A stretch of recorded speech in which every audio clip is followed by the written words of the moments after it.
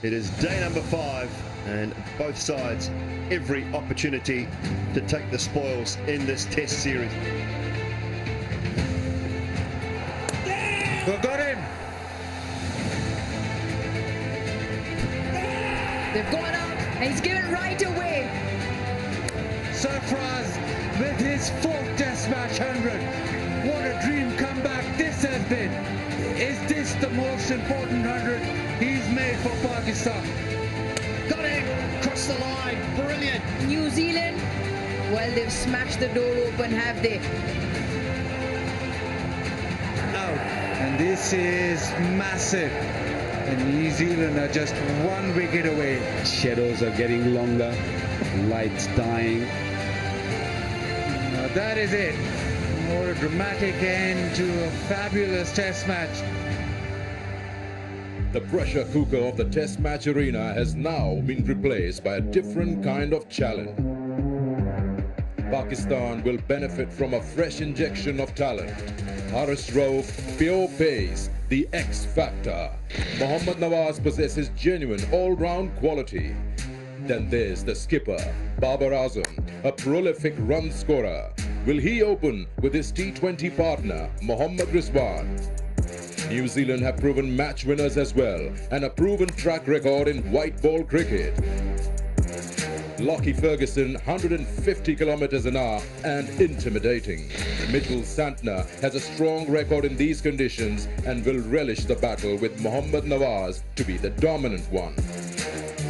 There's no Martin Guptill in the Kiwi batting, but they will go with the rising talent of Finn Allen at the top. It's a World Cup year. There's plenty to play for in Karachi.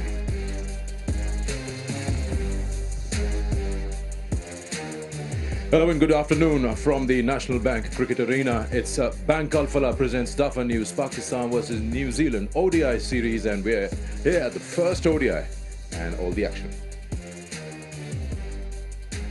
Let's have a quick look at the match schedule. 3 ODIs to be played starting from today, and then we have the second one on the 11th, and to wrap up the series, the last one on the 13th.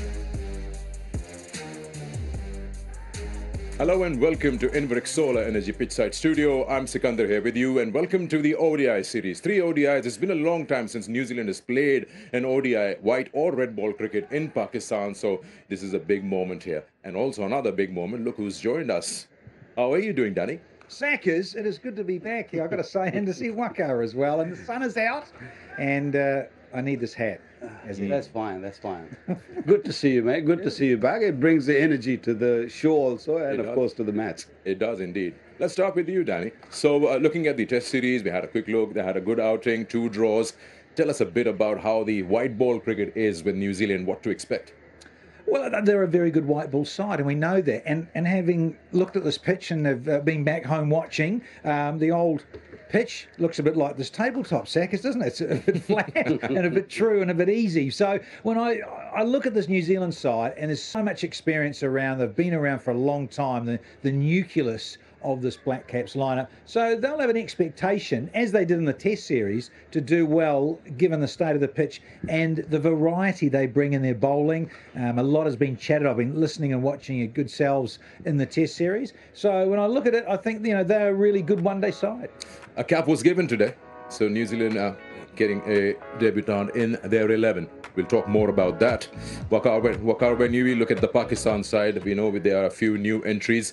White ball has always been more friendlier to Pakistan, and they like it. But ODIs, it's been a while that they've played. Yeah, so much has happened in the last a few weeks. Test match cricket, we had 5 test matches on the row, and now comes to a white ball, which Pakistan likes, Babar likes, and I think Pakistan should do well. They're pretty used to playing on these sort of surfaces. Recently they played in New Zealand, but this is the first time New Zealand also playing in Pakistan after a long time. I know they're very fine side, they're very attacking side, but Pakistan have got a good method of playing on these sort of pitches, so I think they'll be well prepared. There are few new faces in there, which is good to see. So as I said, there's so many changes being made. And yeah, there you go. A new cap, a brand new cap has been given. Sam Amir, a proud moment for him, for his family, friends, and everyone. So that is something very different and very new. We're seeing, the right arm leg spinner, he's been waiting in the wings for a long time, Sam Amir. This could be a good start to the preparations to the World Cup that is coming later in the year in the subcontinent conditions for New Zealand and Pakistan. Look, there's so much discussed about that, but really, it's still a fair way off. Let's be realistic about it. It's October, November, and let's also be honest about it as well. A lot of these guys play in this part of the world in franchise T20. I know that's T20 versus 50 overs, but they know these conditions well, and there is an expectation, certainly for these guys wearing black, to do well every time they go out there as a group against any opposition. Aussies, you tend to struggle at home against Australia. Let's be real about that as well. But I think anyone else, England, we know they're number one. Those two really stand out for me. But I think New Zealand as a white ball side, they back themselves. Yeah. Well, we are all ready and set, getting closer to the toss. But before that, let's have a look at the pitch today. Pitch report brought to you by Inverix Solar Energy. We haven't had a men's ODI here at the National Bank Cricket Arena since 2019. That game Pakistan won by 5 wickets, chasing down 298. But what we have seen here is that white ball cricket teams like to chase, and the reason is when the lights come on, it slickens up the pitch, the ball comes on better.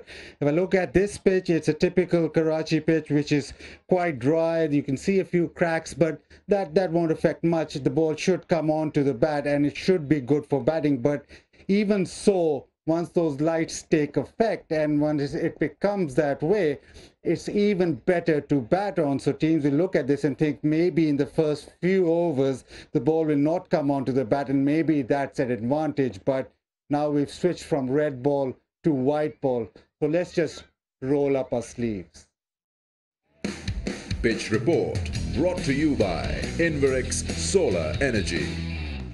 Usually when you go to white ball cricket, whether it's T20s or ODIs, we've seen in recent times that the captains winning like to chase. They feel they have a better opportunity. Do you think this is going to be a similar case out there, whatever you've seen of the surface? Look, T20 cricket I've seen over here in Karachi, most of the captains, they like to sort of, ball first and get the target in front of them. But in one-day cricket, because it's been a while that we haven't seen any much one-day cricket played on this pitch. But yeah, once the light comes on, which will be around, 5:30, 6 o'clock, and I think it will spice up a little bit. It will come onto the bat a little better. So I'm with Baz on what he's just suggests, that, ball first, get it out of the way, see what the target is, and go out and bat. Finn Allen is going to be someone to deal with. He's been going great guns and a great addition to white ball cricket for New Zealand. Absolutely, Sakana. And it's exciting because the end of Martin Guptill, and then you've got a similar sort of in stature, tall right-hander, and plays a little bit like Marty G. So I've been very impressed with what I've seen in that World T20, glimpses of it. And then you think about these guys given an opportunity. And certainly Finn Allen's going to want to be playing there. The other one I want to throw out there too, Sackers, and Waka, I'll be interested possibly, is the guy Henry Shipley. Okay. Big, tall guy. I've not seen him in the flesh, so I wonder if he gets an opportunity. I know the pitches are probably not ideal for him, but he's so tall, I'm looking forward to seeing if he gets a go. And then the pace battery, Harris Rove, Lockie Ferguson, it's going to be fun. It'll be fun. It will be good to see a Snan also from the other. Naseem is most likely be playing. So there are a lot of fast bowlers. You will see the pace also. But yeah, T20 or white ball cricket is a different ball game altogether. You got to be a bit more disciplined, a bit more, vigilant, and be a little bit careful when you're bowling. Yeah. Okay, time for us to get to the all-important toss. Ken Williamson is the captain once again in white ball cricket, of course, and Babar Azam. They're out there with Bazid Khan. Let's find out what the captain wants to do if they win the toss. Over to them. Toss brought to you by Inverix Solar Energy. Right, it's toss time here at National Bank Cricket Arena. I've got David Boone, match referee, Kane Williamson, and Babar Azam. Babar, you have the coin? Give it a spin. It's heads. Thank you. Babar's won the toss. Babar, what will you do and why? We would have to bowling first, which look like good, so we will try to take early wickets and put pressure on them. And second thing is, I think a little bit help for spinners in the first inning. It's a change from red ball to white ball. Pakistan have done well in white ball. Does that bode well with the team? Does that give it confidence?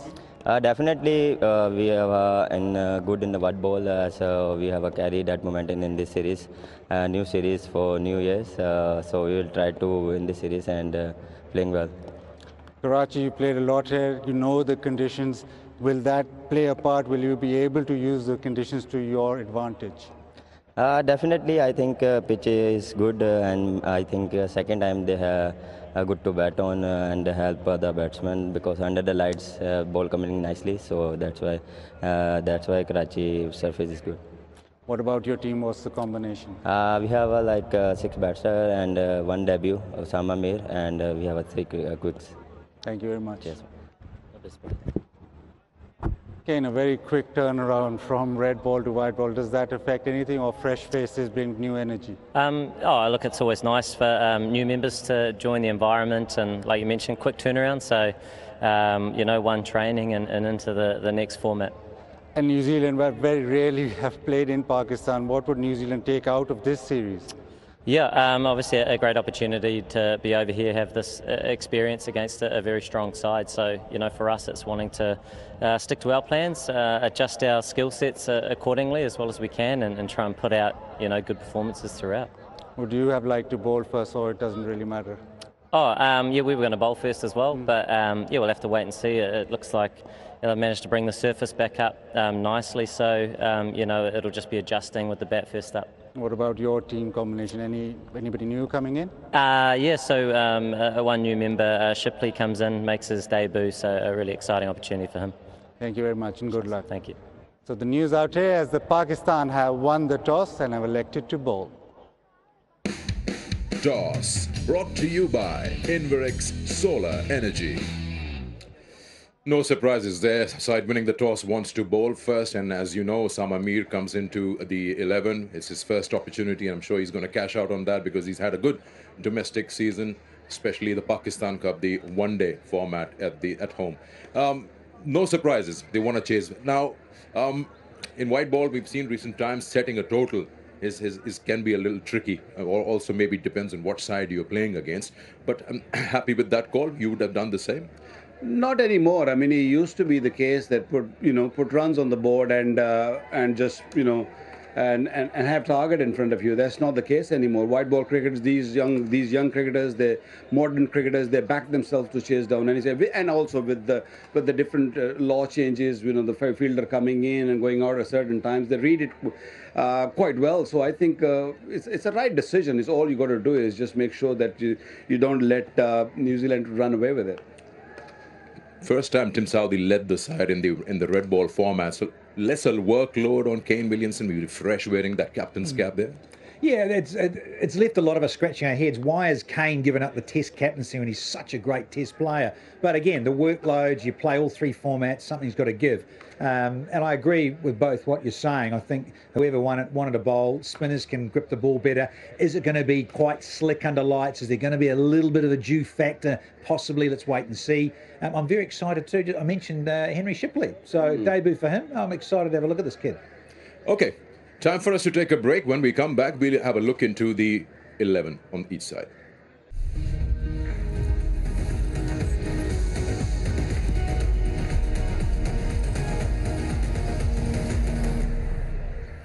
Hello and welcome back to Inverix Solar Energy Pitchside Studio.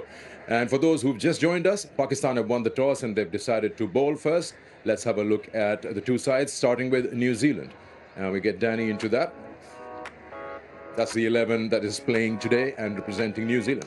Yeah, and Shipley in terms of a debutant. So I think we're all going to be glued to the screens and have a look what he brings, because what I hear is good, useful all around. A very tall individual, and no surprises really when you have Mitch Santner coming back, who's really very much a specialist in white ball cricket these days, and Anish Sodhi's sitting out. Henry Nicholls, who played in the Test match as well, is sitting out. So the usual suspects when you look at that top order with with Conway, Williamson, Latham, Phillips, who hits in the middle order, and the Finn Allen scenario, certainly with Guptill finishing up for the Black Caps. It is an exciting, well-balanced lineup. Let's have a look at Pakistan now. We get Waqar Yunus to throw light on that. The 11, happy with that? Yeah, I mean, they've brought a couple of players back in the side. It's not that they've been given a cap, but from the top, I think Fakhar Zaman is in good nick. Scoring 100 against Netherlands just recently. Imam, very good one-day players. Babar Azam will be batting at 3. Rizwan probably look to bat at 4. And then Haris Suhail, or maybe Rizwan or Haris 4 and 5. And Salman Agha, Pakistan really banking on him that he'll play that all-rounder job. And Mohammad Nawaz also, of course. And of course, the debutant, Usama Amir, Mohammad Wasim, Naseem Shah, and Haris Rauf. I mean, his bowling lineup is pretty intact. It's that I was expecting maybe Hosnain to play, but that's not been the case. But still a very, very fine team. The only bit is missing, I guess, is if it comes to a situation where you'll be looking to hit out and go those big boundaries. I don't really see too many in there who can really do that. When you look at New Zealand's 11, I mean, top 7 can proper bats up to Bracewell. So they've got some firepower there. Phillips has had a good white ball outing, and then of course, we know Finn, what he can do. It's pretty strong. Do you call it a more batting side? They've always had very, very good all-rounders, and in the top order for guys that's specifically picked for their role, whether it's 50 overs or T20 versus the test matches. But these guys that often now play across all 3 formats bring that experience and really good cool heads. And then you talk about the bowling. Yeah. And so if you've got pace sackers and variety of pace, and that's what's exciting that Ferguson's here, Lockie Ferguson, in terms of 150 clicks. But it's the variety and changes of pace if you have X-factor pace that make it really difficult. So the spinners take care of themselves, some of the batting talent. But for me, yeah, that bowling that's going to have to do the job because they're going to have to go out and field second will be interesting. If it was England, you probably won't have this discussion about how easy or difficult it is to shift your momentum and game plan from red ball to white ball. But what is it for the rest of the guys? Let's have a look as Scott Styris and Uruj Mumtaz talk about it. Expert advice brought to you by Inverex Solar Energy. Well, it's been 3 days since the test series is over, and now I have the white ball because we're into white ball cricket with 3 one-days between Pakistan and New Zealand. And I've got Scott Styris with me to talk about the transition and how this is going to be fun. Scotty, over to you. Yeah, we don't need this anymore, do we? We can get rid of the red ball.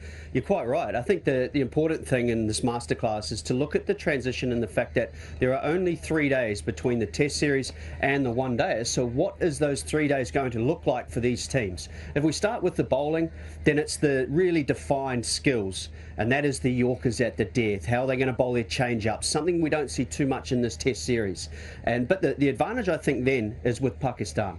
And the reason I say that is that we got to see a lot of the white ball cricketers bowling these deliveries out on the practice surfaces in preparation for the series. New Zealand won't have made too many changes. I don't expect too many changes from a bowling perspective. So those test match bowlers have to make that adjustment quickly. Can they do it? It's important because it isn't a World Cup year. We talk about the surfaces. How much does that play into effect with the change-up, especially because these surfaces don't offer you much? And we've got 2 real quicks, 150 plus, Lockie Ferguson and Haris Rauf. How is that going to play out? Well, that's one battle I'm so looking forward to. Who's going to bowl the quickest delivery in this series? But you're bang on right, because there is always the right way to bowl on any given surface, whether it be the pace and bounce that you often see in Australia, or you can get here when there's moisture in the surface, or it's the slower balls, mixing it up, making the batsman guess. That's for what the players really need to ascertain and work out quickly to find their success on subcontinental pitches. We talk about batting then. It is so almost an amalgamation of Test cricket and T20 cricket. Sometimes you sort of get stuck in there, build a partnership, and sometimes you got to put the foot on the gas. How important is it as a mindset change for batters to customize to this format? Well, that's the trends and things we're likely to see in T20 cricket. You're right. So whilst it's Yorkers with the ball, it's the power hitting that we often see. Batsmen in Test match cricket, it's all about where's my off stump, leaving the ball well. Of course, in 50 over cricket, 2020 cricket, you don't want any of that. So it's this rotation of the strike, how good can your clean hitting be? And that, I think, will be where the teams are closely matched, because we see maybe a couple of changes for both sides in the top 6, and therefore those players who are coming in will be more, I guess, ready for the fact that they're going to need those skills on this ground, and what is quite a warm day now. Yeah. You spoke about Haris Rauf and Lockie Ferguson. Let's shift that to batting. Finn Allen and Fakhar Zaman up front. How are you looking at that battle? Well, I'm intrigued as to whether Finn Allen will play. I personally think he should, because this is a World Cup year. New Zealand without Martin Guptill doesn't have that power hitter at the top. I really like Tom Latham through the middle, and the way he rotates the strike has a lot of success in the subcontinent. Fakhar Zaman has had his lean trots as well, you know, so I'm looking forward to him coming back. Asia Cup was a big one for me, and he didn't play that well, got left out, didn't he, of the World Cup squad. So I think, you know, there is a battle of two players looking to really cement their spot in their teams. Fantastic. It promises to be an exciting one. Keep watching. Expert advice brought to you by Inverex Solar Energy. Okay, let's hit the expert advice. Expert prediction brought to you by Inverex Solar Energy. Sorry, advice is done. It's prediction time. Let's start with you, Danny. Batting first, New Zealand. What would they keep in mind and feel secure? Well, you don't want to get too carried away and think, you know, 300 should be a given. You still got to assess what's out there. And there's been a lot of cricket. Wakar and I were chatting as I arrived here today, got off the plane and straight in here, is that this pitch, this ground has had a lot of cricket. So you just got to be smart about how you go about things. Certainly Finn Allen, we know what he can do. If he gets going, it'll be fascinating. And Conway, what he brings to the table, can get underway quickly, can manipulate you well. So there is class there, but I just don't think you get hooked into what we must get. It's a good pitch. Let's go out there and get on with it. Pakistan's perspective, I mean, lesser the better, but what is the more realistic target to chase? Look, it's very hard because we've been playing, we're going to be playing one day after a while. So I think it's all about new ball. I think looking at the New Zealand side, they come really aggressive early on. And if you can get early wickets, couple of wickets, and I think put them under pressure, and then what Danny's saying about 300 runs, if you can stop, if you can just get them under 300, I think Pakistan will be a lot more comfortable. But for that, you have to really bowl well. It's got to be Naseem, Rauf. They're going to be the key to begin with. And then, of course, the spinners. Don't forget Osama Mir is making his debut, so he's going to be under a pump. Yeah. Okay, there you go. That's the prediction. Expert prediction brought to you by Inverex Solar Energy. It's very, very close to the action. I guess you mentioned Osama Mir first time. I think Haris Sohail is coming in to the 11 after a long time, so he'll find himself just blending in nice and easy. We'd like to see some fireworks. We'd like to see some action, as we know that New Zealand has been asked to bat first, so it's going to be fun. It's going to be a lot of action out here in the 3 ODIs that will be played. So we'll take a break. When we come back, we have lots and lots of cricket lined up. Thank you, gentlemen. Let's enjoy.